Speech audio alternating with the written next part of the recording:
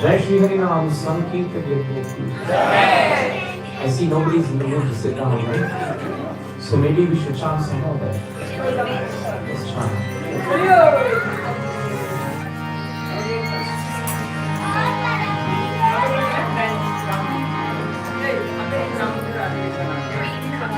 Hare Krishna, Hare Krishna, Krishna Krishna,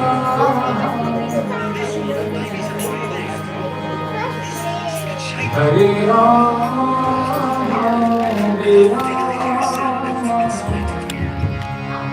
Rama Rama,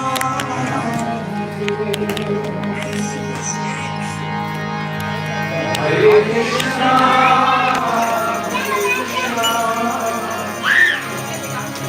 Krishna Krishna,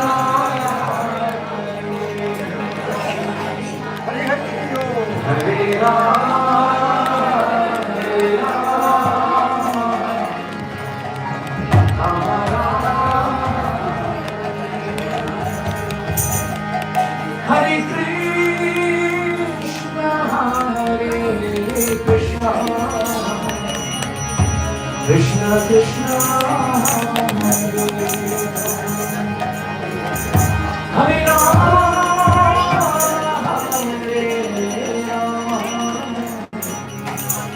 Rama Rama.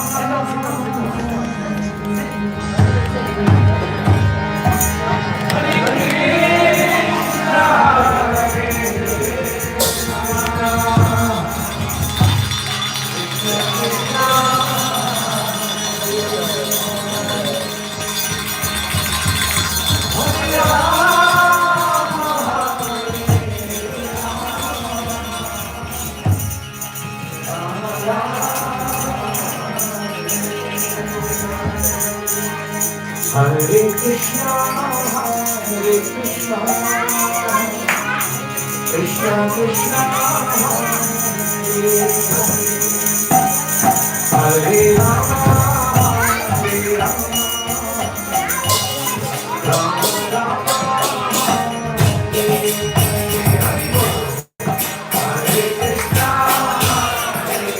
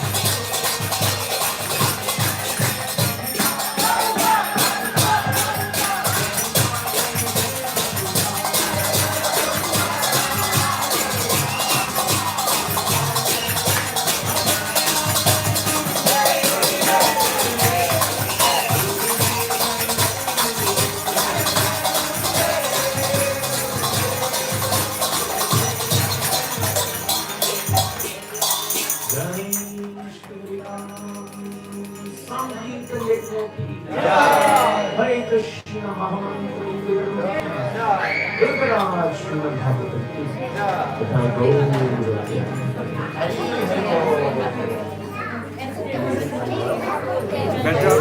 Are we better? Some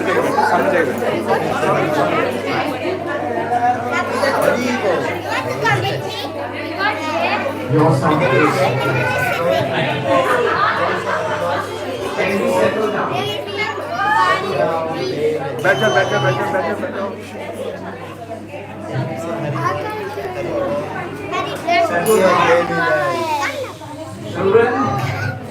Children, everybody must be quiet. All the children. Everybody. Very good. How did you find chanting the holy names? It's very powerful, isn't it? When you chant Krishna's names, you find that singing, chanting and dancing is very natural. It's very natural. There was no need for us to force you. You yourself would stand up, you would dance and you would chant. But this is not a normal social function. It is a spiritual function. And yet we are so happy. We are not looking so serious. It wasn't very dull. 45 minutes just passed, just by chanting Krishna's name. So this shows you one thing. The best way to test something is by experiencing it. Isn't it true? When you experience something, then only you can share it with someone. Otherwise you can't. There was a wise old man in a village, and everybody went to him for solving problems. This mother had a young child, maybe about his age. How old are you? 5, okay. I thought you were 10. You look like a big boy. So this boy was 5 years old. And his mother was worried for him because he had an addiction to sweets. You all like Indian sweets, right? It's very, very sweet. You know, I'm born in Singapore, right? And my parents were born in Singapore, my grandparents were born in Singapore. And until I got introduced to ISKCON, we didn't really know what Indian sweets were. Because in Singapore, we were more exposed to a variety of different kinds of sweets. Malay sweets, mixture. I only started eating all the traditional sweets when I came to ISKCON. And you realize they're very sweet, very, very sugary, isn't it? If you're not careful, within 1 week you can get diabetes. But this boy was taking sweets very often, and the mother was very afraid. So she thought she would bring the boy and meet this wise man. So she asked the wise man, "Sir, my son is addicted to sweets, and therefore I need you to help me to stop him from his addiction." So the wise man said, "All right, I can do it, but I need 2 weeks. You come back after that, and then you will see me." So mother thought maybe this wise man has so many appointments, he's very busy. 2 weeks later, she brings the boy back. And 2 weeks after that, when she goes back to pick the boy up, lo and behold, the boy is free from the addiction of sweets. He's very free of it. He's not attached to it.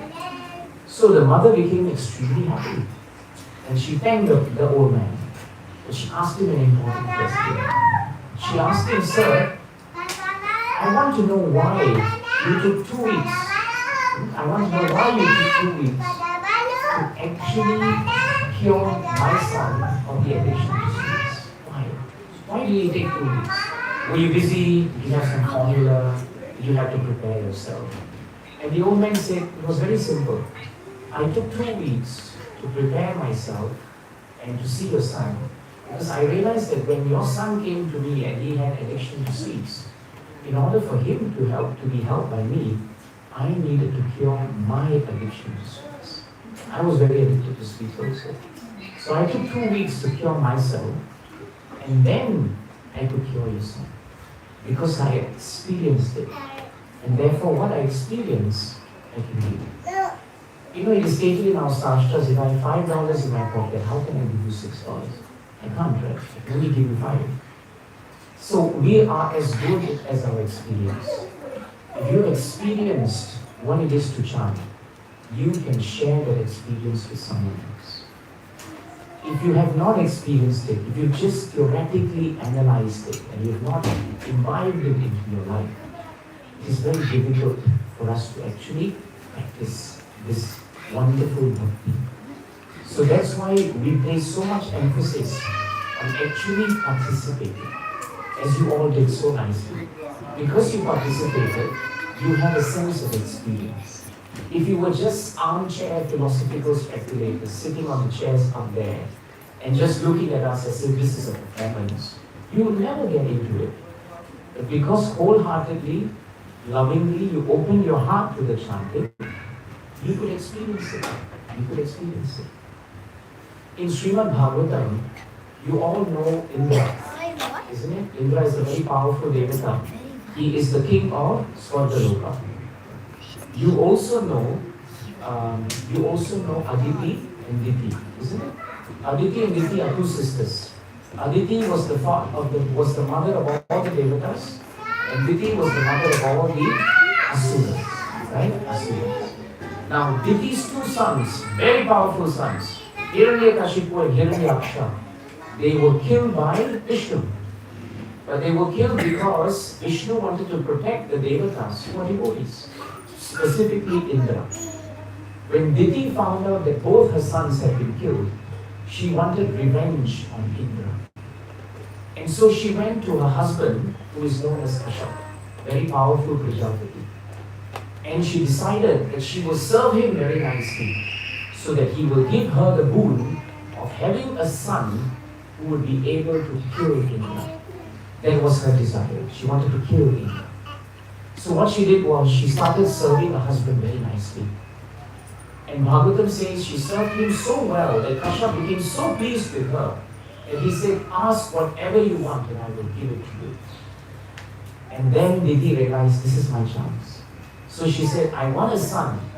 And Kashyap said, of course it is my duty to do this. But I want a son who will be able to kill Indra. Can you give me that son? You have promised. Now Kashyap was thinking, what a foolish man I have been. I was swayed by the sweetness of my wife, but I did not realize she had an ulterior motive in her heart. So he was thinking, how can I give her a boon of a son who will actually kill Indra? It is such a bad thing to do. And how will we grow if we have such thoughts in our hearts? So he was thinking and praying to Krishna, Krishna, give me the intelligence to adjust this situation. And so Krishna is in the heart of everyone. He is Paramatma. And whenever we are praying hard to Krishna, Krishna is Paramatma will hear us. He will hear us. He is the voice of our conscience. So Krishna then suggested to Kashyap in his heart. And he then told Diti, I will agree to give you a child who will kill Indra. But you have to do something. You have to take up a vow, a very powerful vow, a prayer of 1 year. It is known as the Pumsavana vow. It's a very powerful vow. It's found in Bhagavatam. If you follow this vow very strictly for 1 year, the child who will come will be a powerful enemy of Indra and will vanquish him. But, my dear wife, if you make any mistake, any discrepancy anywhere, then immediately, instead of this child becoming an enemy to Indra, this child will become a friend to Indra. Of course, Diti did not want that. She wanted enemy, not friend. And she said, you tell me what I have to do for 1 year. As I'm conceiving the child, I will do it. She was so determined to kill Indra. So then Kashyap said, all right, this is what you must do. The vow is very important. The first thing of the vow is, you must not be angry with anyone. That's difficult, isn't it? The whole vow is based on anger of Indra. You must get rid of anger in your heart. No envy. You know that envy is the source, right, of anger. When you're envious of someone, that means someone is doing better than you. And very often, we are not very nice with people we are envious with.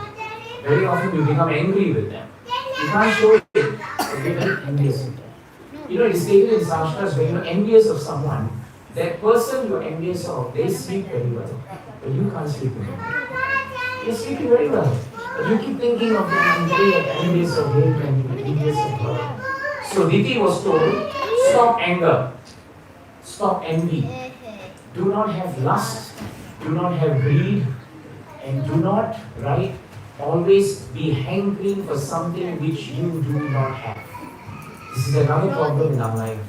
Whenever we see someone and we think they have something, immediately we think we must have it.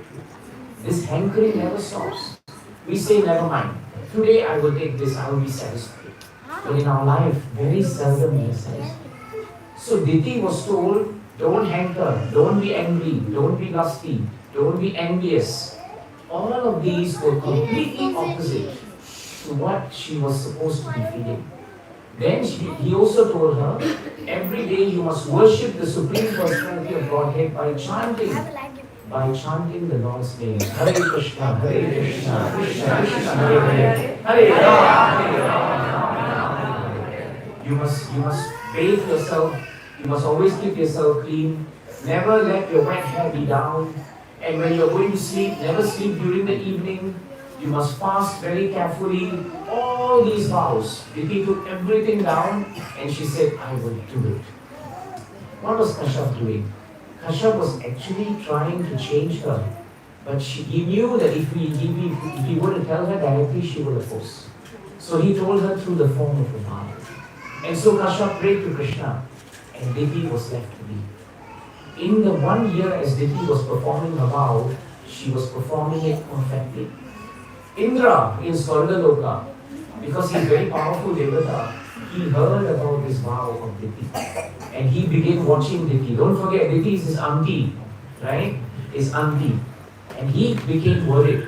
If Diti actually completes the vow, her son will kill me. And Indra thought, why should I be killed? So he carefully thought about it and he thought, let me come and serve Diti. So he came one day to Diti's hermitage and he told her, Auntie, how are you? I have heard that you are taking a very great vow. I don't know what it is for. Of course he knew, but he won't tell her. And he said, can I assist you? Because your vow requires so many things, you got to get this prepared, that prepared. And you're my auntie, right? So let me help you, I'll do that. So Diti in her heart thought, you know why you're doing this. Indra in his heart thought, you know why I'm here. They both were thinking not very well of each other. But in life, sometimes we smile at people. But in our hearts, we don't mean well for them. In the same way, Diti and Indra were doing the same thing. So Diti said, all right, you can serve me, my dear nephew. Thank you so much. And Indra thought in his heart, very good. I am going to find the time when my auntie makes a mistake, and then with my power, I will enter the womb of my auntie and kill the child. So he waited and waited and waited. And one day, just before the year was over, Diti made a mistake. Right? She didn't wash her feet after she came in. And she was very tired because she was fasting and she fell asleep just during the Sandhya period of time. Sandhya period of time is not the time we should sleep. It's an inauspicious time to sleep. That's why we have aratis during that Sandhya period. Okay? So the moment she went to sleep, Indra said, this is my time. He looked at the list and said, aha, she's broken item number 72, 73. And therefore I'm going to enter her womb. And he entered the womb because he's very powerful. He became small because of his yogic power and he entered the womb. Now to his surprise, Diti's womb was not dark. All mothers' wombs generally are dark unless you have some electricity or some torchlight. Nobody will have that. The child, the unborn child in the womb, right, is in a very precarious situation. If you read Shastras, they will tell you that the unborn child is at the mercy of his mother or her mother. Mother angry, child feels it. Mother happy, child feels it. Mother loves chili, child will have to suffer the chili. Mother likes all sweets, child will get diabetes before even being born. So all the effects of the mother is on the unborn child. And normally the womb is a very dark place. If you know science, you will know that in the womb sometimes there are also worms, right? There are worms, intestinal worms that grow with the child at the same time as the child is growing. It is a fact, you can check with your doctors. And these worms affect the child. So it is not a pleasant place for the child to be. That's why when children come out, they don't come out smiling. They all come out crying. I never heard of a child who was smiling. If you have, let me know. It is the nature of the world that you come into this world crying. Right? We are very happy when they cry. But only they know why they are crying. Because they had hell, 9 months of hell, all stuffed in the womb. But Diti's womb was very beautiful. It was glowing. And her embryo, the unborn child, right? It was glowing. Bhagavatam tells us it was glowing not because of light, but because of the nice bhakti and devotional service that Diti was doing. But remember, Diti was not doing bhakti in a manner where her heart was ready with Krishna. She was doing bhakti with a purpose to kill Indra. But even then, bhakti is so powerful that even if you approach Krishna with an ulterior motive, he will purify your motive and he will change your heart. This is the power of Krishna. Diti did not realize that she was being purified. She didn't realize that even though she wanted to kill Indra, her consciousness was changing. That's why the child in the womb was protected. So if mothers, if you are chanting Krishna's names daily, your unborn child is protected and your born children are also protected. Your husbands are protected. Your wives are protected. Protected not in the way that you keep your bank balance and your CPF and your car and you go for upgrades. Those things will come and go. But your consciousness, your peace, that no one can purchase for you. This is what bhakti gives you. So when Indra entered, he saw the child. What did he do? He took his thunderbolt weapon and he tried to pierce the child, attempting to kill it. But in doing so, the child did not die. Because it was protected by devotional service, the child was divided into 7 embryos. He threw the thunderbolt again, and the 7 embryos were divided 7 times. 49 pieces of the embryo. And each of them became a child of its own. And they all started crying. And Indra said, "Stop, don't cry." She will hear, "Be quiet, I'm supposed to kill you." And the 49 children said, "Indra, why do you want to kill us? We are your brothers. We are your brothers. We are not here to destroy you and you are not here to destroy us." The moment Indra heard that the children were not going to destroy him, he became remorseful. And he thought, what have I done? And at that point of time, the 49 children came out of the womb of Diti, as did Indra, and Diti awoke. When Diti awoke, she looked at the amazing sight of the children and Indra, the enemy she wanted to kill. And she turned to Indra and said, "Indra, tell me honestly what has happened. Be honest." And in our Shastras, Srila Prabhupada writes, it is an irony that Diti wanted Indra to be honest when she herself was not honest. But devotional service can change our dishonesty to honesty. And so Indra admitted to Diti, "Auntie, I have not been correct and I have not been very truthful. I entered your womb to kill your child, but I saw how devotional service had changed you. I feel very remorseful and ashamed that I have done this to you. Please forgive me for my thoughts." And I can tell you one thing, Indra told Diti, this ultimate goal of all our ambitions is to finally please Krishna. Today I've realized that bhakti is so powerful that even if someone comes to bhakti with some ulterior motive, bhakti has the capacity to change their consciousness. Bhakti has the capacity to change. So here were 2 people in Bhagavatam who did not mean well to each other. They didn't mean well to each other at all. But because they put Krishna in the center, whether they admitted it or not, Krishna changed their hearts. Krishna changed their hearts. So I hope this particular episode in Bhagavatam will make you realize that devotional service actually changes us. It makes us better people. And that is actually the ultimate aim of devotion service. Because when your character changes, then your love of God will increase. And that is the goal of life, to love God. Krishna loves us, but we also have to love Him back. And that's why we are chanting Krishna's names. So please, remember these points. And shall we end our program today with 10 minutes of chanting? Shall we do that? Because after you have heard this wonderful point of Bhagavatam, I hope you will think about this. You know, we are all born into the Vedic culture. And many of us say we are Hindus. But how many of us have actually studied our culture? Studied our philosophy? Look at the books that we have today. Bhagavad Gita in English, in Hindi. These are the books that give us the transcendental knowledge from which we can change the way we look at life. If you don't have this knowledge, it's very hard. It will be speculative. I heard that Krishna he's the speaker of the Gita, but he's not God. The speaker of the Gita declares in Bhagavad Gita, Aham sarvasya prabhavo, mattaha sarvam pravardhate. He declares, I am the creator. I am the source of all material and spiritual worlds. What else do you want? It's given. But because we don't study our own spiritual texts, we are ignorant of what we have with us. That is very important. That is life. What we do is we hear something in YouTube here, something there, and then we do some kitchery.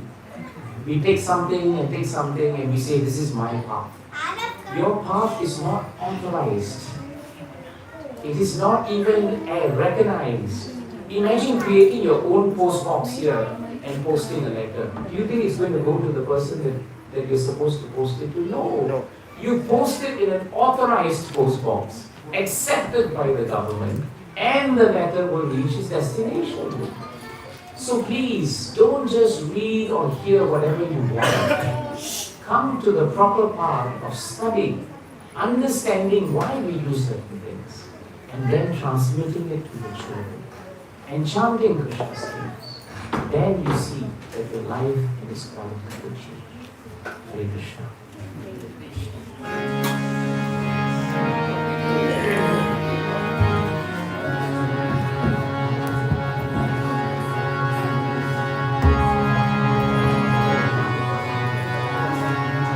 Hare Krishna,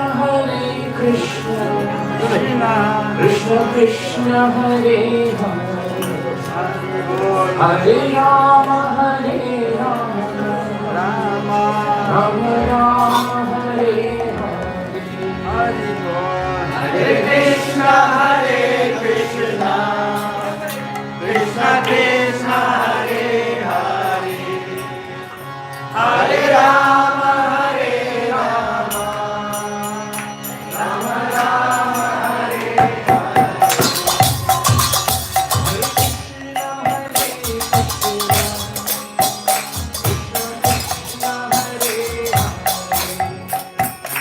Hare Rama, Hare Rama,